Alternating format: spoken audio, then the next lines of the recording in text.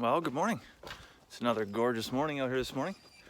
I put out a little warning yesterday that things were going to get frosty here soon. Well, it's only 3 degrees this morning. Sounds like out in Good Fair area they actually had frost this morning. So there's your confirmation right there.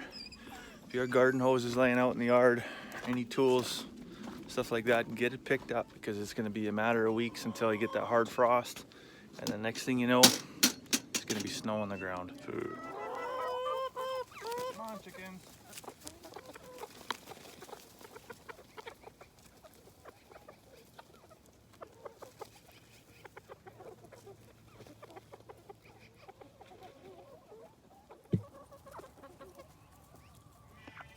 All right, so I'm just out in the chicken tractor this morning.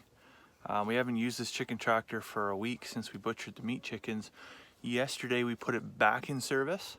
So we had a bunch of chicks that we got from a lady, I don't know, about 4 months ago, something like that. And we took these chicks out to Rio Grande to reach maturity. But there's a coyote problem out there, unfortunately. And they don't have, Big Ben. Where's he at? Oh, you can just see his tail wagging there. Anyways, they don't have Big Ben out there to protect him. So these the last four of the hens that survived the wily coyote. So they've come back here. We got them in the chicken tractor for a couple of days. They're not going to move around. There's lots of fresh grass here for 4 chickens. They'd be good for 2 weeks in here before the grass would probably recover. Anyways, they're going to be in here for 2 days, and then just to become accustomed, hey, this is my new home. And then at nighttime, we're going to reintroduce them into the chicken coop with the rest of the chickens, just to reduce any kind of social disturbance in there. Less stress on the chickens. It's going to be good. And then what we'll actually do with the chicken tractor at that point is the chicks that we hatched out here and their mamas will move into the chicken tractor. We'll kick them loose on a section of pasture, and we're going to pasture raise those chicks so that, as they mature, they become more familiar with free ranging and eating grass and foraging and stuff like that. So that, because that's one method that we use to reduce our feed costs, is just let the chickens free range and forage for 20 to 25% of their diet. We haven't seen nearly the insect population come up this year. So we usually have tens of thousands of grasshoppers come through, and chickens just love that stuff. Haven't seen one. I mean, maybe that's because we've got 70 chickens running around. They're eating them all. But I highly doubt that. There's other areas where we walk through the fields where there's no chickens. There's no other predators for those bugs. We haven't seen any.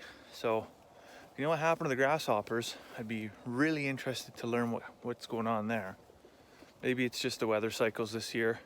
We see usually drier years, they're outlots. This year was a wetter year. Maybe that has something to do with it. I'm not sure. What I really hate? Magpies. They're like rats with wings. They've been hanging out in the pig pen here, eating all our pig feed.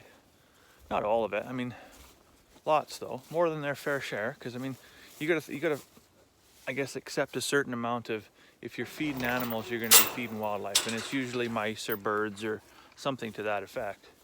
But you can see over in front of the pig feeder how much feed is pulled out. And pigs can be messy eaters, but in this particular case, a lot of this is the birds, and they're being a real pain in the backside. I actually kind of wish one of these little piggies could get a mouthful of magpie and just finish one off. Be a good protein source, wouldn't it? So I mentioned before, there's zero waste in our house. Even the kitchen scraps. Look at this, is all the shells from the peas that we're pulling out of the garden. Pigs just loving this. Look at this, just going to town. It's kind of miserable out here this evening. It's we just had a big downpour go through. So looking to the south, things look like they're clearing up. So I'm hoping it's not going to rain again. Hopefully it was just a big shower and we're done with it. Because I want to move some lambs. I just got to run over here to where the sheep pen is and actually kick the horses out of there. Carmen just reminded me to get some potatoes for supper, because we're gonna have supper from the land. We're gonna have meatloaf and fresh potatoes out of the garden. Pretty excited about that. I think I'm gonna dig those potatoes out of the Mouse Miracle garden. But yes, I have to come out of here, kick these horses back into their pasture. They're not looking very happy in the sheep field.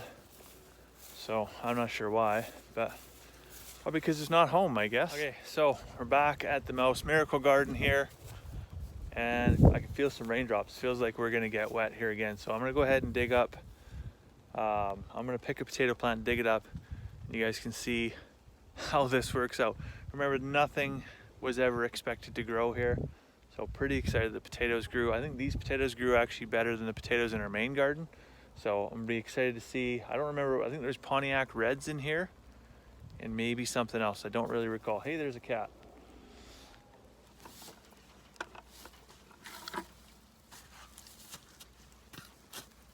Oh, that ground is hard.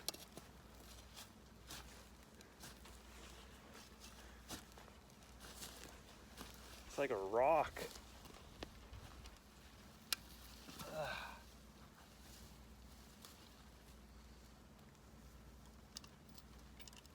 Yeah, look, we got some gorgeous Pontiac Red new potatoes.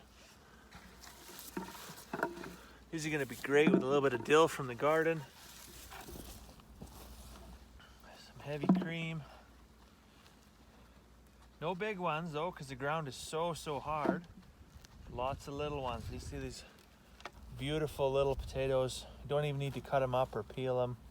They'll just be gorgeous with a little bit of meatloaf. There you have it. These are Pontiac Reds that come off of the Mouse Miracle Garden. One plant's perfect for a family meal. I'm very excited about this. It's going to be so delicious. So this just goes to prove, like, there's no reason for an excuse why you can't have your own garden. There was this blue shed that's sitting right here, used to sit where that garden is. And that ground is hard as a rock. We literally added 2 wheelbarrow loads of sheep manure and planted seed potatoes. And I mean leftover seed potatoes too. They weren't even good ones. And look at how gorgeous these new potatoes are. So you can do that. And this was like, what was this? Like 90 days, 92 days, I think, until we got food on our table. So if we can do it, you can do it. Down here in the dugout pasture, one run was successful. I caught all the sheep, but it's bucketing down with rain. So I'm gonna hide in the truck for 5 minutes and hopefully this quits. I don't get my cover all snagged on the fence here. Yeah, hopefully this is done quick and I can get a couple of these lambs caught and weaned off and back up to the house. Well, so as luck would have it, I did manage to catch 3 weather lambs. There they are, there. Down in the dugout pasture. I got them up here in the nightclub pen. Had to catch these ones, so I gotta get the gate open. But they're in here now. They're gonna have a fantastic time. Help these guys chewing up all this grass. I could have had a 4th one, Sheffield, but he is so big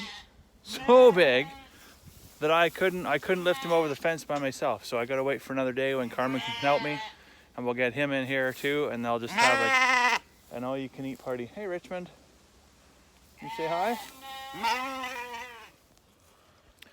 Well, the day's coming to a close here. We got our eggs. I'm gonna go inside, make a cup of tea, put my feet up for the night. Hope you have a fantastic evening. We'll see you tomorrow.